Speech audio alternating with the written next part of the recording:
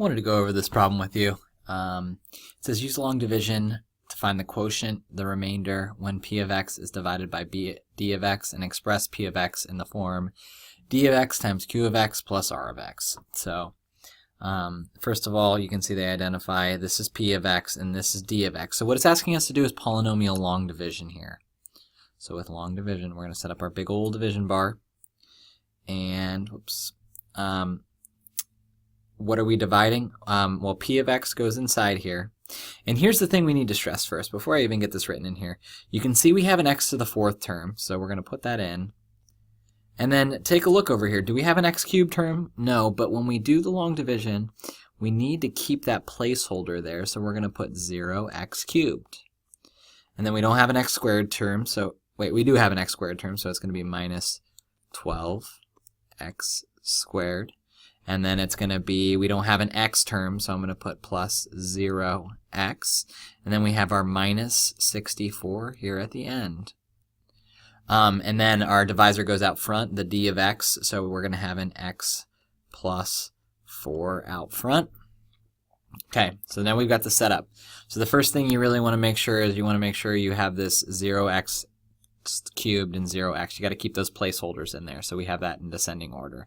You see we have a fourth, then a third, then a square, then an x, then a number. And now what we're going to do is we're going to take a look right here at x plus 4, and we're trying to get it to match up with x to the fourth. So, whoops. So what do I need to multiply x by to get it be x to the fourth? Well, we have an x to the fourth, or an x to the first. If we multiply it by an x cubed, then we will get there. So now what we're going to do is we're going to distribute that x inside, so to both of these terms. So x cubed times x gives us x to the fourth, and then x cubed times negative 4 is negative 4x cubed. And you can kind of see here, you see this is why we need to have that 0x cubed term, because we need to have our like terms underneath. We need to have a cubed term because we're going to get one there. And now what we do is we subtract. So when we subtract, this changes to a minus. And since this isn't already a minus, we're going to change this to a plus sign.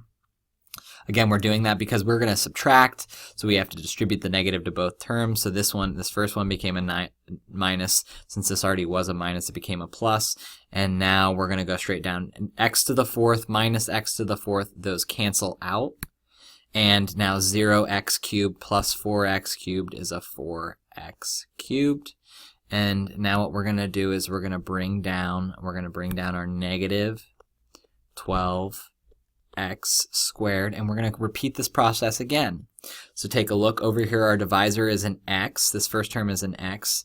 We want it to be a 4x cubed. So we have an x. We want it to be a 4x cubed. Keep erasing that.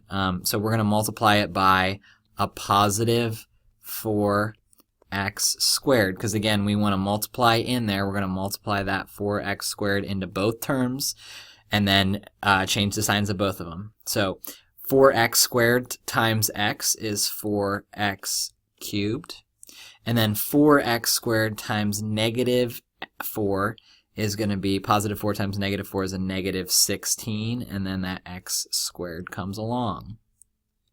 So we distributed that in there, and now we're going to subtract, and when we subtract, we change both signs. So since this was a positive, it became a negative. Since this is a negative, it's going to become a positive. And now we're going to combine down. So negative 4x cubed, or 4x cubed minus 4x cubed, those cancel out. And then negative 12x squared plus 16x squared, negative 12 plus 16 is going to be a positive 4x squared. And now we're going to bring down this plus 0x. All right, moving right along. I have a 4x. Up here I have an x. I want to make it a 4x squared. So again, I need to multiply by a positive 4. Since we have x and we want x squared, we're going to multiply through by an x. Now we're going to take this 4x and we're going to distribute it to both terms.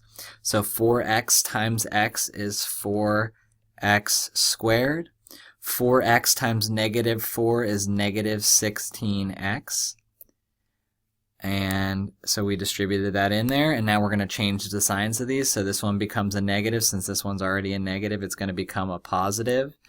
And now we just combine straight down 4x squared, 4x squared minus 4x squared cancels out.